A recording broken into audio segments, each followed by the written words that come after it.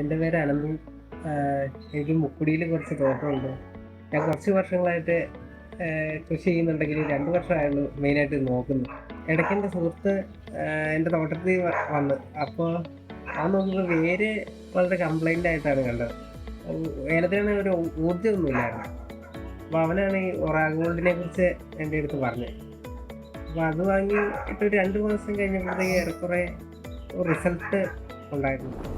ഞാനിത് ഉപയോഗിച്ച രീതി എന്ന് പറഞ്ഞാൽ 200 ലിറ്റർ വെള്ളത്തിൽ 20 ഗ്രാം ഒറാങ് ഗോൾഡ് മിക്സ് ചെയ്ത് 10 ലിറ്റർ വെച്ച് ഓരോ ചെടിയുടെ ചുവട്ടിൽ ഒഴിക്കുക ചെയ്തത്.